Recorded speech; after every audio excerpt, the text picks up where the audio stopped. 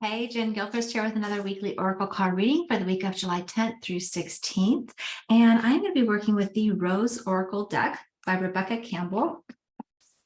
To start with, at least, I feel like there might work with at least one more. We'll go with that once I get there.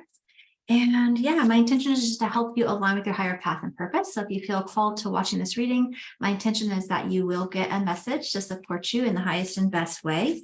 For those of you that are new to me, I work with highly sensitive, empathic, intuitive people who have gone through a level of spiritual awakening and who are really aligning with their higher path and purpose. I really support them in moving through their fears and blocks, cultivating their spiritual and psychic gifts, and just aligning with that highest truth of who they are so they can go make that healing impact in the world that they were born for. So if that sounds like you, wonderful. If it doesn't and you're here, I still think you'll get a message. So let's begin. All right, we have Rose without thorns. You have a right to your joy, peace, and sweetness of life. And this is really beautiful. The image that I'm getting, because I definitely read intuitively most of the time, I just see her like, it's almost like I see the energy of the roses is like the love of the divine, kind of like that embodiment of divine love. And I just see her really surrendered and allowing that divine love and support to like embody and encompass her, which looks really beautiful. And in that way, it just feels like, you know, the message is really about having getting a healing, like knowing what you're worth, knowing your deservingness, know that you are inherently worthy of having what it says specifically, joy, peace, and the sweetness of life, rose without thorns. So we need to shed this idea of sacrifice or of codependency, which is like I have to earn love, which means I have to sacrifice myself, right? Doesn't mean we won't compromise in relationships and such, but never from a place that's to our detriment, or you know what I mean? Like there's this level of sacrifice on the planet that is being dissolved.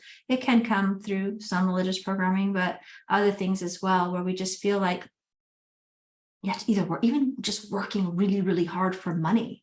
That's a sacrifice, right? Like there's this level of just like knowing that you deserve peace, joy, and the sweetness of life, whatever that is for you. You are inherently worthy, and just it feels like bathing in the energy and receiving the divine embodiment of love will help that. So it feels like you're already doing that. Oh my gosh, I love it. Healing the mother line.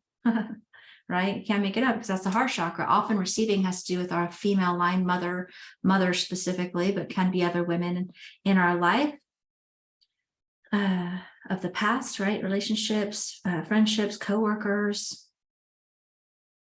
And it says healing, ancestral work, mother line growing up. And so the mother line, honestly, the mother line has, you know, men and women as well. But I do know that we're just seeing this energy about receiving love has a lot to do with knowing your worth, has a lot to do with healing that relationship with our mother or our mother's line. So this feels like patterns and things that you are coming into clear and release. I'm also seeing a high level of upper out-of-body chakra activations coming in, which is interesting. If you follow me regularly, last week, there was a lot of activation energy coming in. But I just see like, okay, you've got your regular chakra. I can just see the regular chakra systems there. And then I just see that whole line, right? Like that whole line of energy, and then that rose of that divine love of source, God, creator, right? That looks really powerful. It also feels important to say, you know, ground. I just see her actually, you know, meditating, grounding in nature, because that helps you. The more you're grounded in your body and nature, the more of a funnel that you can receive, like, and more embodiment. People don't realize that grounding is such an important part of elevating. You can only go so far without the other. You can only expand and receive that upper energy to the capacity that you can ground it into your body and integrate it, which is also why a lot of people have been getting, I'm not getting that message specifically here, but just in case, I feel like over the last couple of months, upgrade your body's energy so that you can bring in more of that light. Like that's an important aspect of actually being able to, the last part of the manifestation you might be working on might require you to up-level your energy of your body to receive it, or to expand, and then simultaneously to expand into that next level. Yeah. And then the next one, Mother Rose. There's all this mother energy, returning to each other. Beautiful. Compassion, humanity. And this could be, you know, in part an integration of self. So I'm just going to interpret this different ways. There's clearly something to do with healing the mother wound, mother line. But returning to each other, part of that is like your inner child merging with your adult child, right? or not child, but you know what I'm talking about, like your inner child merging with your human adult self, I should say, right? There's a level of separation that sometimes happens if we've had some kind of trauma or pain. And so there's a level of integration and healing, because this is definitely a healing card as well. All of it's healing. And then as you integrate that part of yourself, right, through the soul work, you are integrating that higher truth of who you are. And I'm just like noticing too, like there's, I don't know, I just see things in the cards sometimes.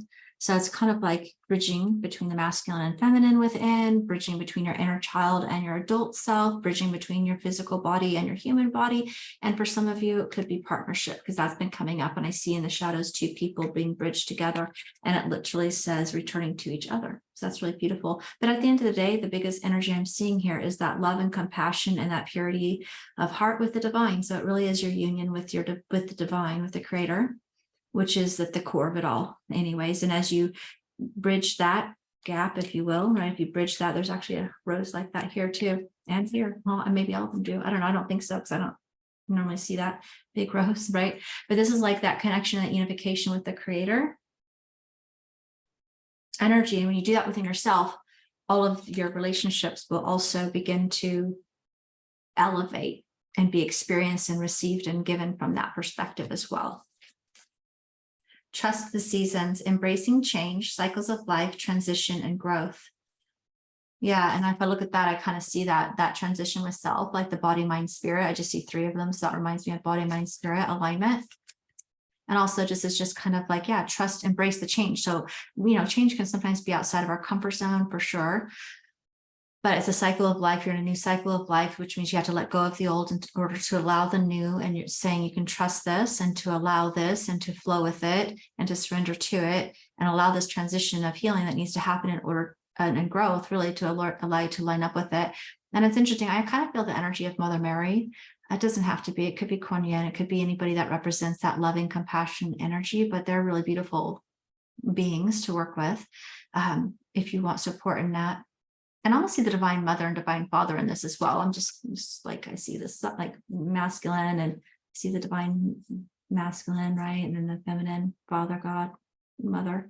And I'm also seeing that soul star activation, which is your higher self energy. And I just see it surrounded with your spirit team, surrounded with love, surrounded with the divine, really protecting this like integration of your next, like it just feels like a really significant part of healing, but it is requiring a little bit more shedding. As it comes in. I'm going to pull one card from the astral realm. Astral realm crystal. This is a newer deck as well. I got a lot of new decks. I go in cycles. I have so many of them, and then I go through cycles. I'm like, I gotta have all 5. Then I don't know them as well yet. So this is very simple. It says transcendence, right? So you are transcending. That makes perfect sense of that card. If you are a numbers person, I do see the number 1. Right? Crown chakra, 3rd eye, and moonstone is what's popping to mind. Moonstone has a lot to do with emotional healing as well, if you like crystals. Archangel Haniel, beautiful energy that works with moonstone. It's like the crystal she kind of like works with, you know, but she also works with the cycles of the moon. And I didn't look at when the cycles of the moon are hitting as I was recording this, but it could be around here, huh? But if not, you can just know that she's a really great angel to work with the moon cycles and healing, but healing emotional things for sure. So if you're working through some energy with your mother or mother's line or whatever that is, receiving worthiness, all that, then this is a good stone. And then I just see, like, again, a high level activation in your upper outer body chakras, and that connection with one could be your body, mind, spirit, and connection with source energy as well. So that's what I'm seeing there. And then I don't know the name of this deck. Lightworkers Oracle. Do one more. Second ray of wisdom. And again, I'm just seeing that heart chakra, and I'm seeing the angels. So just work with your angels, work with your guides. And I see Haniel. Actually, Haniel's energy is at a soft blue, but I also really felt Mother Mary energy or Kuan Yin. Like all of those could be really powerful healers depending on who you align with, but also the ray, second ray, could be very powerful if you like to work with that. But I do see just the surrender and the opening of the heart, and then just working with the angels to help anchor that in for you and with you. And then I guess simultaneously, I'm just kind of recognizing that, you know, that is also your soul self nurturing you. You know what I mean? As you are really aligning with this next level of healing. So it's beautiful. All right. What do I think feels good? I have a free Embrace Your Spirit Guides meditation. So I'll put that in the description. That could be really helpful because I feel like, a lot of the messages this month have already been a lot about tuning into your spirit, your intuition, right? And so I just feel like there could be some support there in that meditation for you to connect more deeply in communication with your spirit team. And there's always, guided healing and stuff within it as well. So I'll put that information in the description if you're feeling called to it. And other than that, I'll see you soon. Share this with your friends if you feel like this would be beneficial, or comment below and let me know how this resonated. I'd love to hear. All right, talk soon. Bye for now.